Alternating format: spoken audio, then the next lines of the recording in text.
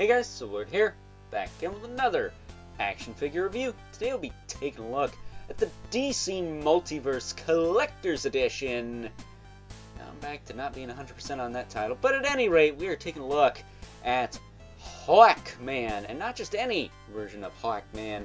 Super badass late 90s Hawkman from Total Friggin' Justice. I know that's not the name of the comic he's from, but damn it all.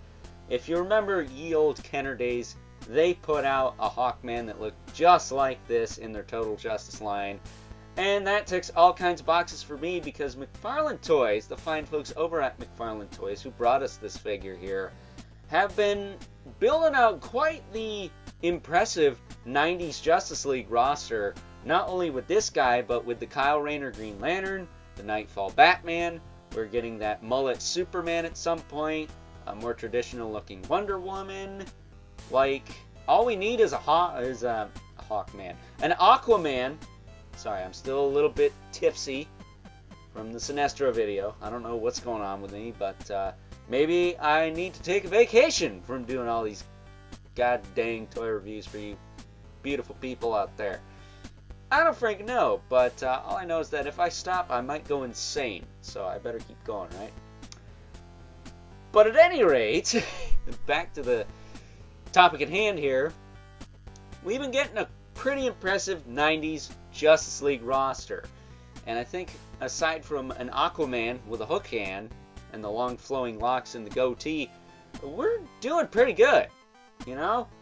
We've been getting some classic stuff too, but when McFarlane Toys announced that they were going to be doing DC figures, this is kind of what I expected, along with, you know, all the Greg Capullo, you know, Dark Knight's metal, Death metal, potential black metal. I'm still waiting for that.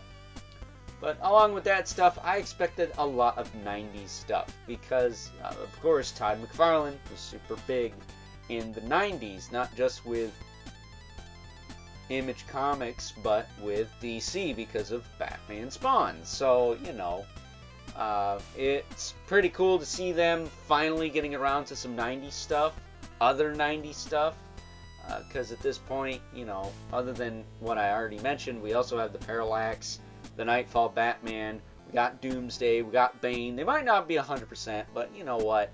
There's still the characters from the 90s, you know, the peak of their popularity. We're getting the Supermen. You know, we already got Eradicator and Superboy. I pre-ordered Steel the other day, you know. So, a 90s DC Comics roster is something that's tickling my fancy, to say the very least. I don't care how you take it, but just don't take it in a weird way, alright? Freaks. But as far as Hawkman's accessories go, this is where I feel like, yeah, it's not really worth the collector's edition price. He's got a mace. I'm not going to count the wings, because those are part of him, but he's got his mace. He's got his Morning Star here. That's a nice looking mace, you know, I'll give him that. That said, I would have liked like the shield and the axe and the sword that Hawkman sometimes has. Maybe he doesn't have that in this particular era, but you know, McFarlane does take liberties. Especially when it comes to these collectible trading cards. How's that for a segue? Now Hawkman's got here. His bio on the back. You can pause and read at your own leisure. But either way, picture of him on the front with the foil. And of course, how could we forget the handy dandy stand for the collectible trading card, which Hawkman's is kind of tricky to get in there, if I do say so myself. There we go. And of course you can display this alongside your Hawkman, or throw that shit in the trash, because who cares? If I can grab it here. Again, still a little tipsy, but taking the Hawkman off the hockey puck display stand here, has the DC logo in silver again. Despite the fact that I don't think this is a $30 figure at all. I mean, really, I don't think it is. I really like this figure a lot. I think he looks kick-ass. This is a Hawkman that's gonna F you up and not give a shit afterwards. He's gonna be like, oh, Are you bleeding? You bleeding, bitch? I don't care. Screw you. I'm freaking Hawkman. That's what this Hawkman looks like to me. That said, I'm a little perplexed as to why they made a Platinum Edition in the classic colors, because he did not have long hair ever with the green pants and the yellow harness. That just doesn't make sense to me, but whatever. They gotta make their money somehow. I'm sure there's somebody out there that wanted that. But either way, he's got the Redeemer wings from the Spawn line, which is very interesting, because they feel a little smaller than the Redeemer wings. Maybe they're not, but they do kind of remind me of those. But maybe they're different. But I would have much rather preferred the Batman Who Laughs wings with the articulated point in the middle.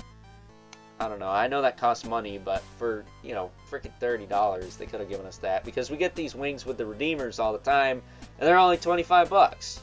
And they're a little bigger. And, you know, it's just, it is what it is, I guess. So as far as articulation on this guy goes, his head can rotate. It's a little tight, but it can rotate. He can't really look up, which should be understandable. He's got this whole head of hair, but it's pretty soft, so if you heated this head up, you might be able to get him to look up a little better, but I'm not having much luck. He can look down alright, but up, you're not going to get a lot, but he does look up a little bit. He does have a little tilt too. Shoulders can go out to the side, back down, rotate, forward and back. And I will say, as of late, McFarlane Toys hasn't exactly had the ratchets in the shoulders. They're just kind of butter smooth, sometimes a little floppy, so hopefully they stiffen that up. He does have that floating cap thing going on, so that's nice. He's got the bicep swivel. Some people's biceps do pop off. I've had that happen on a couple of figures, but thankfully not this guy. You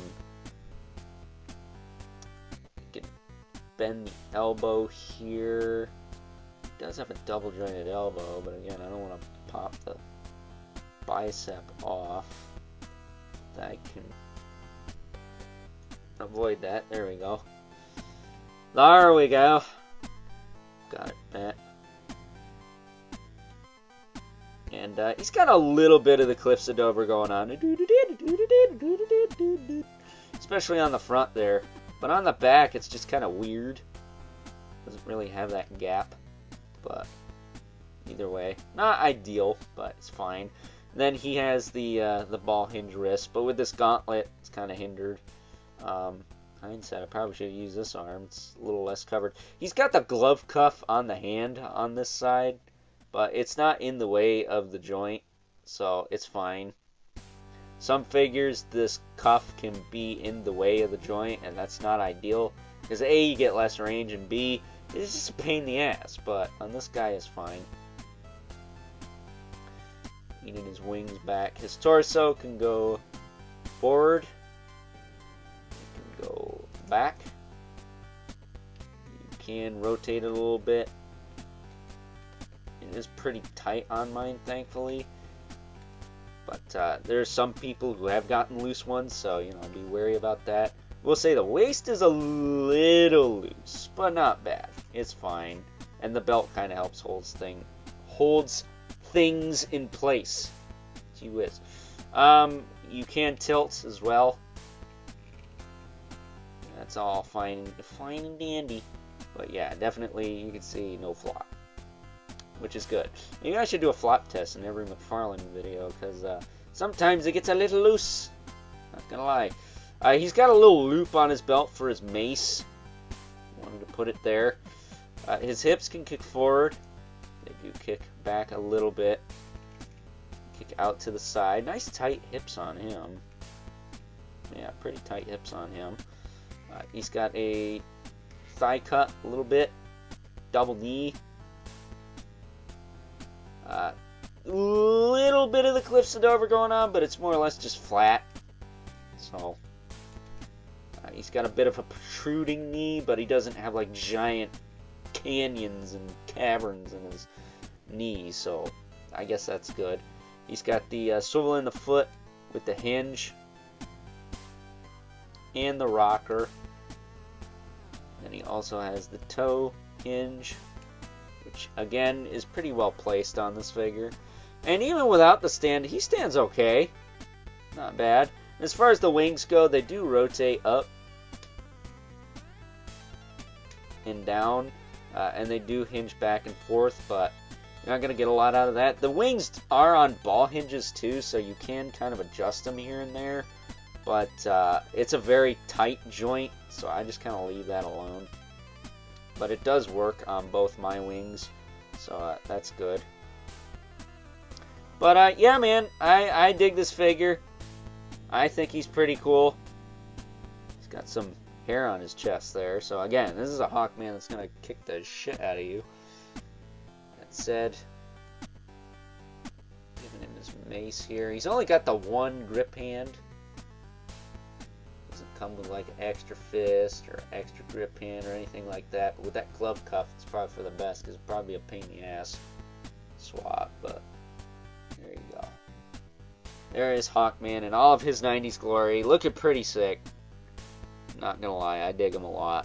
But he's not a perfect figure, we'll say. He's a badass figure, but he's not a perfect figure.